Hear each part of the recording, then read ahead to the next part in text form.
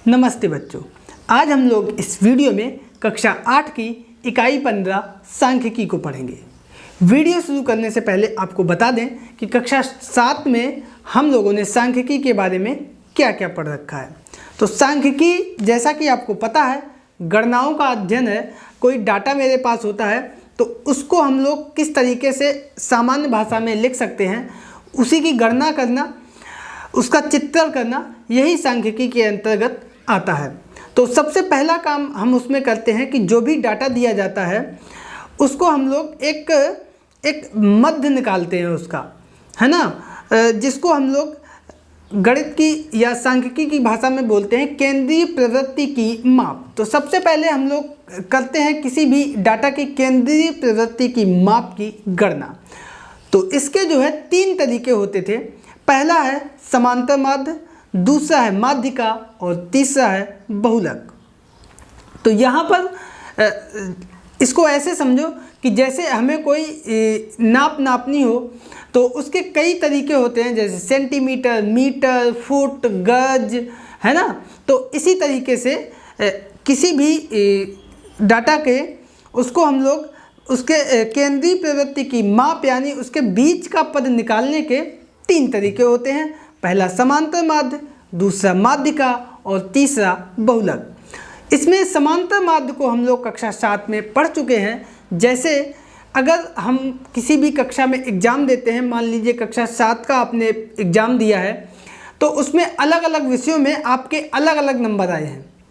तो अगर हम आपको बोले कि एक औसत कितना है, जैसे कोई भी आपसे पूछता है कि बेटा कक्षा 7 में आपके कितने मार्क्स थे, कितने परसेंटेज थे, कितने प्रतिशत नंबर थे, तो आप लोग बता देंगे कि हमारे इतने प्रतिशत थे। इसका मतलब ये नहीं हुआ कि हमारे हर विषय में उतने प्रतिशत थे, उसका मतलब ये हुआ कि उसी के आसपास हैं। जैसे किसी के 60% नंबर है, इसका मतलब किसी में उसके 50 भी होंगे, किसी में 70 भी होंगे, किसी में 55 होंगे, किसी में 65 होंगे, और एक औसत निकाला गया, वो हमारा 60% का हुआ।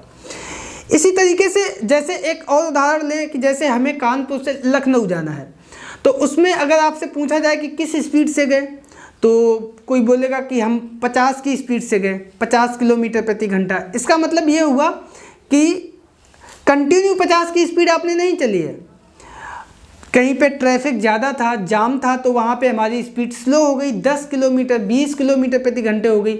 वहीं पर अगर हमें कहीं खाली सड़क मिली तो वहाँ पे हमने 60 किलोमीटर और 70 किलोमीटर प्रति घंटे की स्पीड से भी गाड़ी को चलाया होगा। तो एक औसत निकाला जाता है, वो हमारा 60 किलोमीटर या 50 किलोमीटर प्रति घंटे जो भी है वो बता देते हैं।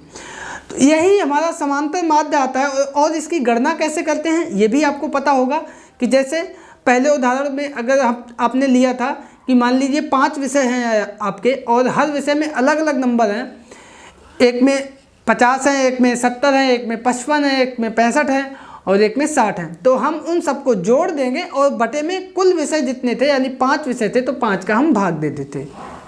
तो इस तरीके से जो भी नंबर हमारा आएगा वो हमारा समांतर माध्य आएगा, यानी केंद्रीय प्रवृत्ति की माप मैंने जो की वो 60% की आई।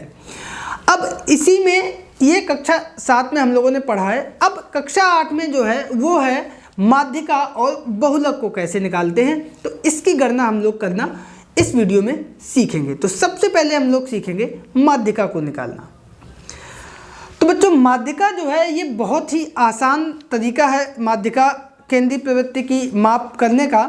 और इसको अगर हम परिभाषित करें तो वो ये है कि जब किसी आंकड़ों को हम आरोही या अवरोही क्रम में लिखते हैं तो बीच का जो पद होता है वही हमारी जो है माध्यिका कहलाती है। उदाहरण के तौर पर जैसे 5 बच्चे हैं किसी क्लास में, तो हमें उसकी माध्यिका, उनकी बच्चों की लंबाई की अगर माध्यिका निकालनी हो तो हम क्या करेंगे। तो उसके लिए सबसे पहले हम सबसे छोटे बच्चे को पहला खड़ा करेंगे, उसके बाद उससे बड़े, उसके बाद उससे बड़े और अंत में सबसे बड़े बच्चे को खड़ा करेंगे। फिर 5 बच्चों के बीच वाला कौन सा बच्चा होगा, 2 इधर के छूट जाएंगे, 2 इधर के छूट जाएंगे, जो तीसरा बच्चा होगा वो बीच का बच्चा होगा। तो अब इसकी जो लंबाई होगी तीसरे वाले बच्चे की वही हमारी माध्यिका कहलाएगी। ठीक है, एक और उदाहरण आपको देते हैं, बहुत इंटरेस्टिंग है। ये हमने कुछ जो है नंबर ले लिए हैं और ये 7 नंबर हैं और इनको हम लोग यहाँ पर लिखते हैं और ये हमने रख दिए हैं, और ये हमारे हैं 2, 4, 6, 1, 3, 7 और 5। अब हम आपसे कहें कि इन नंबरों की माध्यिका निकालनी है, तो सबसे पहला काम हमें क्या करना होगा, जो ये नंबर लिखे हैं, जो ये नंबर दिए गए हैं, इनको हम लोग या तो आरोही क्रम में लिख लेंगे या अवरोही क्रम में लिख लेंगे। तो आरोही क्रम में अगर लिखते हैं तो आरोही क्रम में सबसे छोटा सबसे पहले, उसके बाद उससे बड़ा।